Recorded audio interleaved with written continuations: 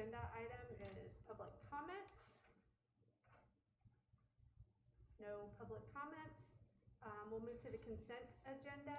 Does anyone want to remove anything from the consent agenda? All right, a motion to approve the consent agenda? So moved. Second. All in favor? Aye. Opposed? All right, motion carries. Presentation, Tom?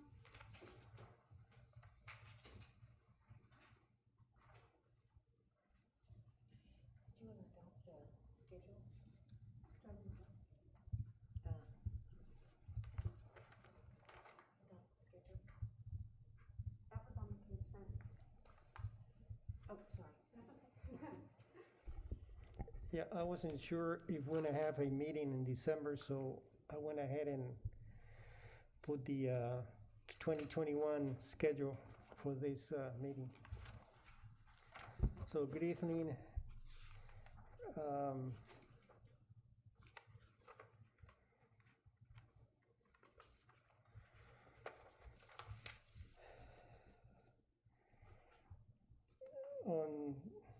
On June 3rd, 2019, the City Council approved a recommendation from the Utilities Advisory Committee to go ahead and do a solar feasibility study. Staff requested 3 informal proposals from Kiewit, Power Engineers, Burns, and McDonald. Power Engineers declined to participate, so we reviewed the 2 proposals, one from Kiewit and Burns and McDonald, and selected Kiewit based on the scope of work and cost.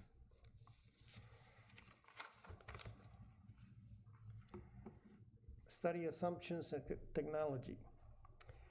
The city presently has a power purchase agreement with GRDA, which is Grand River Dam Authority, which will expire in 2026.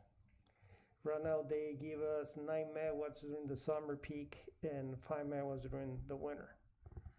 So I told Kiewit to provide options to supply 5 and 9 megawatts, but using solar panels. The technology they recommended was a single axis tracking, a bifacial solar and monocrystalline panel, and a battery energy storage system. And we'll go with, can you, a new battery. So tracking, basically there are 3 tracking systems. The first one is a fixed or no tracking. Then we have a single tracking and dual tracking. So on a fixed tilt solar panel, you have a panel that is tilt to an angle to optimize the solar ray from winter into summer, but it's fixed. On the single tracking, the solar panel is fixed facing south, but it will move east to west to capture the sun as it go through the day. In a dual tracking, it will go up and down toward the south and also will move east and west. So in a single tracking, you can increase energy by 10 to 20%, and a dual tracking 15 to 30%. So there's an advantage of going with single tracking and dual tracking. On the table below, there is a fixed tilt and a single tracking, and you will see that for a fixed tilt, you will get less energy. It's about 17,541 megawatt hours versus 21,072 megawatt hours. In general, you can expect a 0.04 per watt DC to 0.06 per watt DC more for a tracking system. Any questions on tracking? Then we have solar panels. So we have two types, a bifacial solar panel and a monofacial solar panel. On a bifacial, you can get light you can absorb the light on the front and on the back. So that gives you an additional 6% of energy. On a monofacial, you can only get this light on the front of the panel. And also there's a cost difference of 0.1 cent to 5 cents per watt more than a monofacial panel. But based on the additional energy you will get, it was recommended. There's another one, is the solar panel itself. You have a monocrystalline and a polycrystalline solar panel. They are both made out of silicon wafers. On a monocrystalline panel, you have a single cut crystal of silicon. And on the polycrystalline, you have it's composed of fragments of silicon crystals that are melted together in a mold before being cut into wafers. So I compare that like having a board made of solid wood versus one of particle board. They will do the job, but I think the solid wood will be more homogeneous. The monocrystalline will give you more than 20% efficiency, and the polycrystalline between 15 and 70%. But Kiwi recommended the monocrystalline panels. Next slide, please. Then they also recommended a battery energy storage system known as a BESS. It's basically a large battery that captures the energy and stores it so it can be used at a later date. They are recommending the Telsa Mega Pack, which comes fully assembled. It has up to 3 megawatt hours of storage and includes a 1.5 megawatt inverter. So the panels produce DC. So the DC can be stored in the batteries. But in order to use the batteries, they have to invert it into an AC current. So that inverter is included in the battery itself. And the BESS come from the microgrid concept. That basically, for example, if we were isolated from the grid, we will have to produce our own generation. And on the microgrid concept, you're looking at solar panels and wind generation. So that energy will go into a microgrid controller to provide the load or the energy to the customers, and any excess energy will go to storage. If for some reason the solar panels or the wind generators are not producing enough energy, then you can use your storage from the batteries to supply the energy to the customers.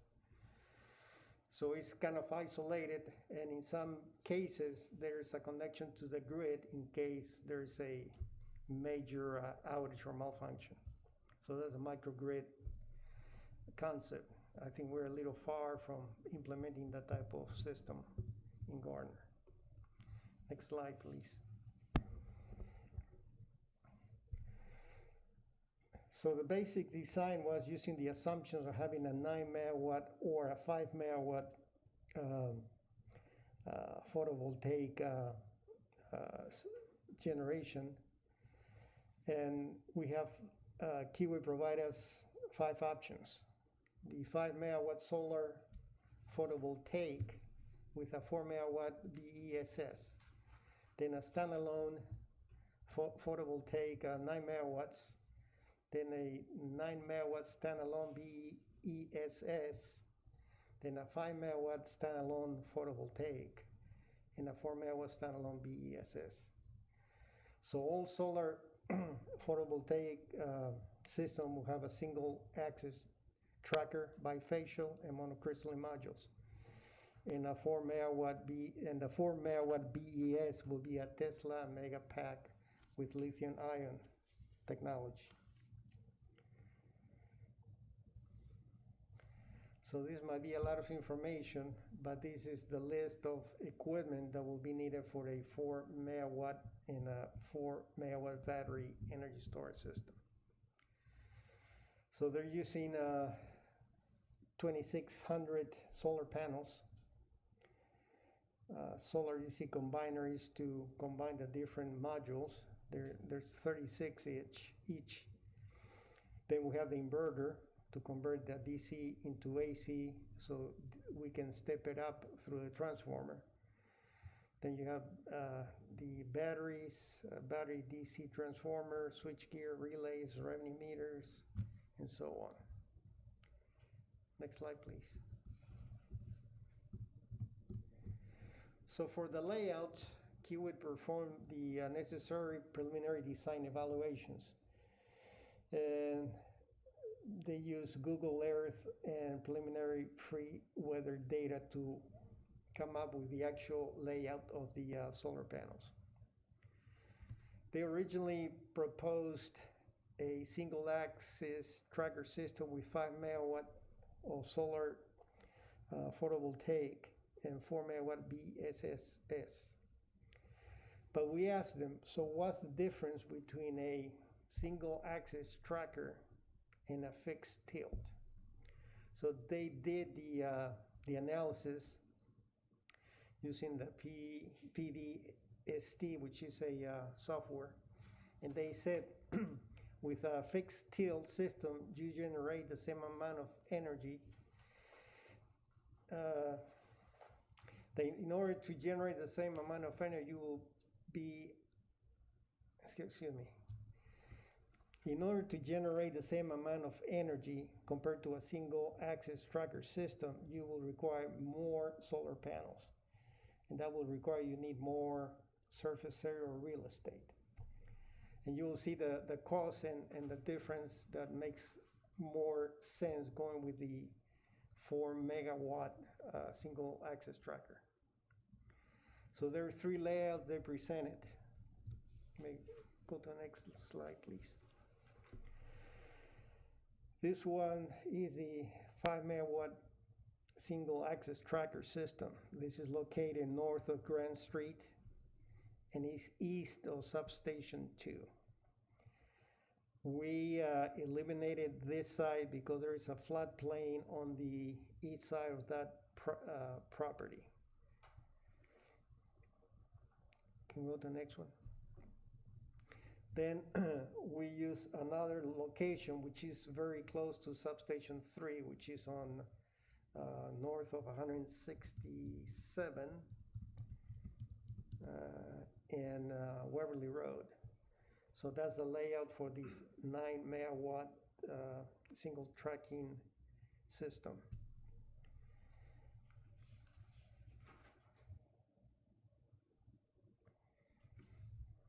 Next, please.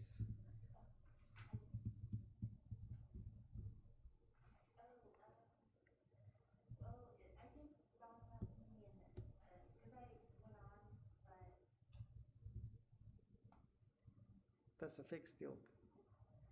So that's a fixed tilt, sorry. Can you go back to the single tracking, which is layout 2? And that's the 9 megawatt single axis tracker system. The reason I selected this site was that it's very close to substation number 3. So we can connect it and distribute the energy back to the consumers. Next one, please. One more. We bring us to the probable cost estimate. One of the reasons to have a BESS is to buy, let's say that your solar farm can produce excess energy. So you want to put some way of storing that energy, some surplus. But by doing so, you will be getting less energy per year because you have to charge the batteries instead of using the energy for supplying the electricity. Then they gave us the 5 megawatt standalone, that will basically is solar panels with inverters and a transformer, and that can produce 21,072 megawatt hours per year. Then we have a standalone 9 megawatt BESS, so that's a giant battery. So the idea is, let's say that the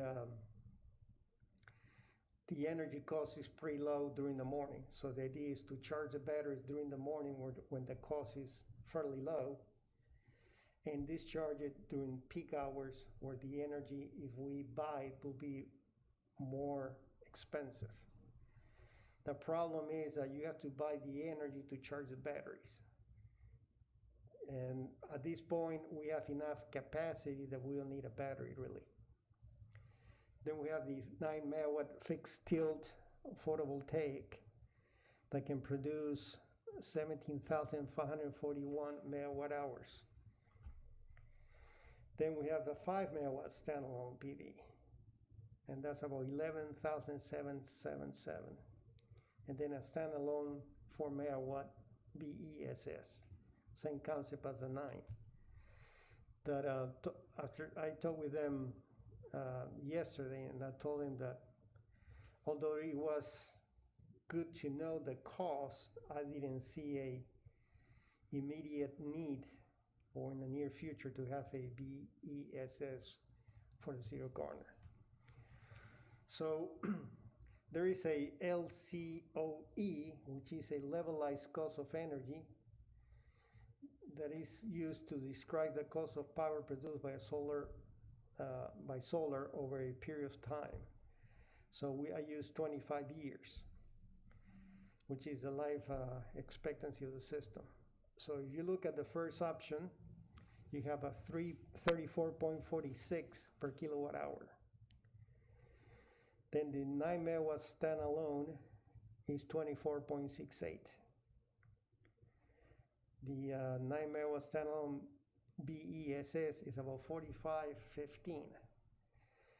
That number is probably will be a little higher because you have to charge your batteries, and that has a cost. But that's just based on the actual investment. Then we have the 9 megawatt fixed tilt, which is about $28.05. Then we have the 5 megawatt standalone, which is $28.99. And last is the 4 megawatt standalone BESS, which is $48.27. Looking at those numbers, you can see that the one that produces the more kilowatt hours at the less cost is the 9 megawatt standalone photovoltaic system. And the one that follows is the 9 megawatt fixed tilt. We had conversations, or the city had conversations with KMEA, and they were proposing a long-term PPA, 20 to 25 years, to buy solar energy at $55 per megawatt hour. Now these numbers will go up because you have to consider maintenance cost. But I think it still will be a lot less than getting a PPA from a third party. Any questions? I have a question. So is there anything that we need to do to our existing infrastructure to integrate with this? So are there additional costs there, or do these costs include those? No, the only thing we will need to do is if we decide to put a solar farm, we will need to connect it to the existing substation. So okay. That's you're talking a bus bar or cables to do so. That's about it. So maybe you can do that for under $500,000, and then purchasing the land. Yep, my only thought with the battery, like you're saying, if we're not planning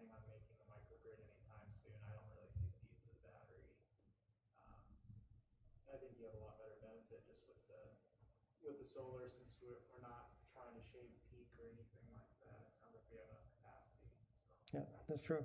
yeah, so I agree with that. If you decided to buy the battery later, could it be installed on what, afterwards? I think it can be done, but probably the cost will be a little higher. But it could be done if you needed it? Yeah, it can be done later, yep. I do have another question. You said on the solar panels, when you're describing it, you said 2,600, but on the presentation it said 26,000. Sorry, it's 26,000. Is it 26,000? Well, let me, can you go back to the presentation?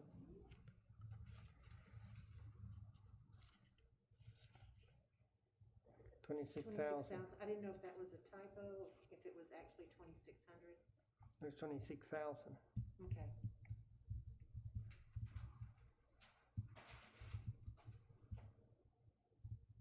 Any other questions? Then last month, I mentioned we had an outage. Do you have that video? We had an outage. When I got here in 2015, substation 1, transformer 2 will trip for no apparent reason. So we went ahead and did a lot of, we did replace relays, we replaced the cables, we tested the transformer. And I think I thought we fixed the problem. So from 2016 until September 17th of 2020, we didn't have any problems, these mysterious trips. But we had one on September 17th. And the video shows that the birds were on the bus bar on the low side of the transformer. And you will see a flash, and then you see the birds flying. There goes the flash. So what happened was that a bird got too close between one of the faces and the ground. So he shorted the face and caused the trip. We weren't able to find any protectors for the CTs, but there's the ground cable that comes down. So we put one with a jacket. So right now there is no way a bird can touch the CT and the ground wire because it's insulated. But it's a good example of something small can cause an outage of the entire east part of town. That included Walmart, McDonald's, and everybody else. Because a bird decided to probably open its wings between the CT and the ground. So that's all I have for this meeting. Any questions?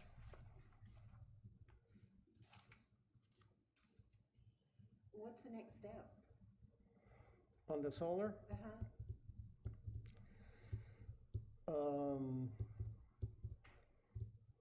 It would be up to the UAC or the city to decide something that we want to pursue. But we have until 2026, because right now we have plenty of capacity. By 2026, we'll lose 9 megawatts during the summer. That was going to be my other question, guys. How long does it take to get something like this completed? I mean, I know you buy the land, assuming we don't have existing land to use, but so what do you think is kind of the drop dead that we need to make a decision? I think a project of this size might take about a year, maybe a year and a half to build. Probably less than a year and a half. So we would need to come up with this decision by 2024 or 2025? Let's say 2023. 23, okay.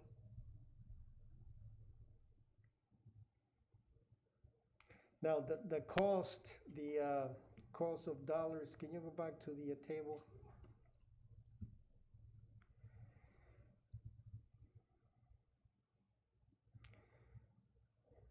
No, the one with the cost. Yeah. the cost of the of any system presented here is between $1,850 and $1,350. If you buy a gas turbine, that cost is about $650. However, you have to buy fuel. Over here, you're getting the light, which is free. But if you go by the cost per kilowatt or installed capacity, there are other technologies that are a lot cheaper as an initial investment.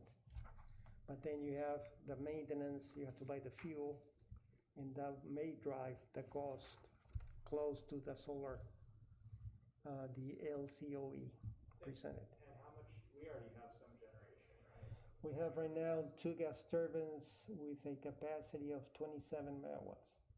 So this would help diversify a little bit. Solar would help diversify that. I believe those units may have to be replaced within the next 10 years.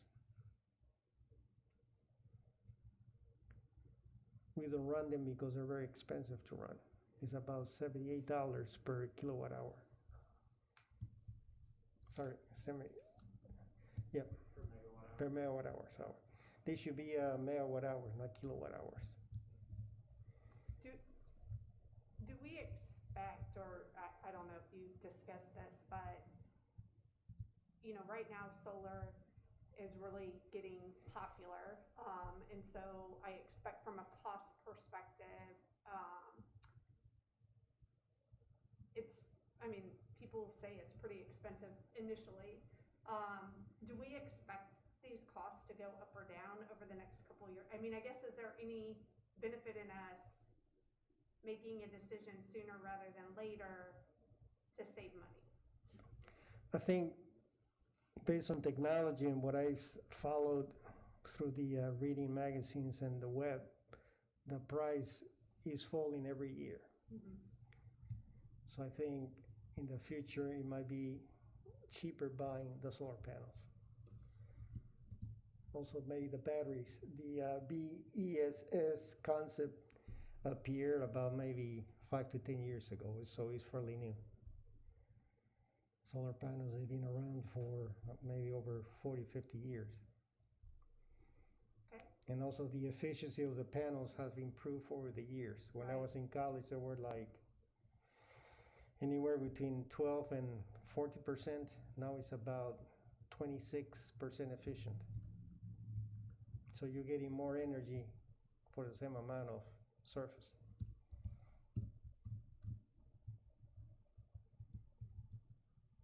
But I think if we go solar, it'll be up to the city if that's something they want to do, really. Are there any other cities around here that are? I know there's a Baldwin. Mm-hmm. They put a 1 megawatt to supply energy to the college. And Ottawa has a experimental, I think like 50 kilowatt solar facility. That if you go south, go headed for Wichita, you can see it on, it's a small unit. Mm-hmm. It's more of an experimental. They're the only ones that I know of municipalities near Gardner. Okay.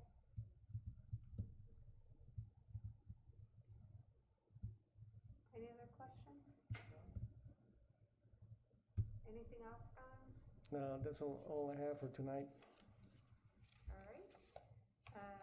Motion to adjourn?